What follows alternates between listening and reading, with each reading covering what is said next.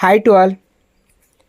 అరటి పంటలో మనకు పొటాష్ తక్కువ అవడం వల్ల మనకు ఏ విధమైన లక్షణాలు ఇప్పుడు మనం తెలుసుకుందాం. మనకు సాధారణంగా శీతాకాలంలో ఈ పొటాష్ లోపం అనేది ఎక్కువగా మనకు కనబడుతుంది.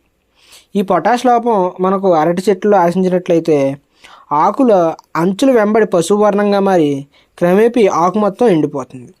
దీని నివారణకు మనకు మొక్కకు 80 గ్రాముల చొప్పున మ్యూరేట్ ఆఫ్ పొటాష్ను 40 రోజుల వ్యవధిలో 4 సార్లు వేసుకోవాలి.